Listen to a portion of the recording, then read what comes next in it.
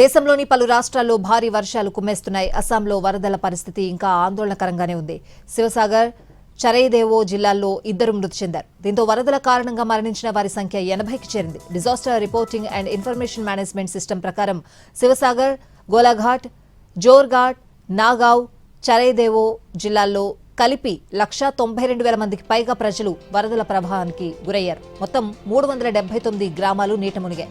15,430 హెక్టార్లకు పైగా పంటలు దెబ్బతిన్నాయి.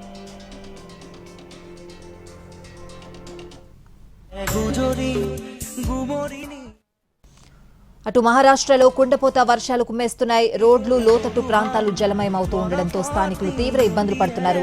నదులు ఉధృతంగా ప్రవహిస్తున్నాయి. పలు ప్రాజెక్టులు నిండుకుండను తలపిస్తున్నాయి. ఇక కర్ణాటకలో భారీ వర్షాలు కురుస్తున్నాయి. కొప్పాల్ జిల్లాలో కొండ పక్కనున్న నివాసంపై మట్టి పెళ్లలు విరిగిపడి 3 ఏళ్ల చిన్నారి సహా 3 చనిపోగా ఒకరు తీవ్రంగా గాయపడ్డారు. శివమొగ్గ జిల్లా అగుంబేలో 24 గంటల వ్యవధిలో 197 మిల్లీమీటర్ల వర్షపాతం నమోదైనట్లు ఐఎండీ తెలిపింది.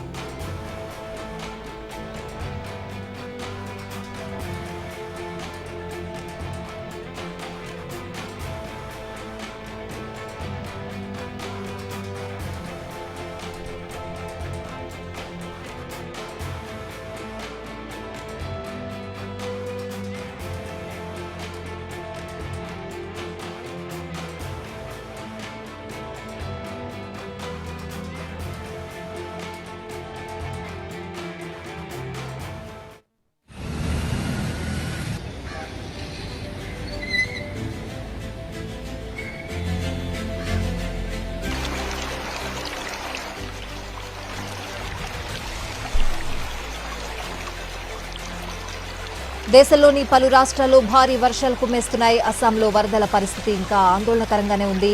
శివసాగర్, చరైదేవో జిల్లాల్లో 2 మృతి చెందారు. దీంతో వరదల కారణంగా మరణించిన వారి సంఖ్య 80కి చేరింది.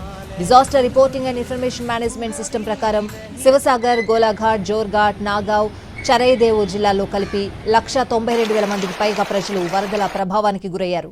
మొత్తం 379 గ్రామాలు నీట మునిగాయి. 15,430 హెక్టార్లకు పైగా పంటలు దెబ్బతిన్నాయి.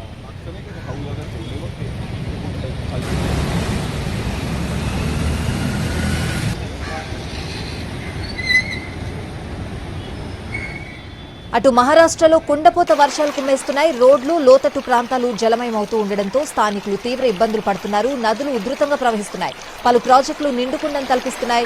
ఇక కర్ణాటకలో కూడా భారీ వర్షాలు కురుస్తున్నాయి. కొప్పాల్ జిల్లాలో కొండ పక్కనున్న నివాసంపై మట్టి పెళ్లలు విరిగిపడి 3 ఏళ్ల చిన్నారి సహా 3 చనిపోగా ఒకరు తీవ్రంగా గాయపడ్డారు. శివమొగ్గ జిల్లా అగుంబేలో 24 గంటల వ్యవధిలో 197 మిల్లీమీటర్ల వర్షపాతం నమోదైనట్లు ఐఎండీ తెలిపింది.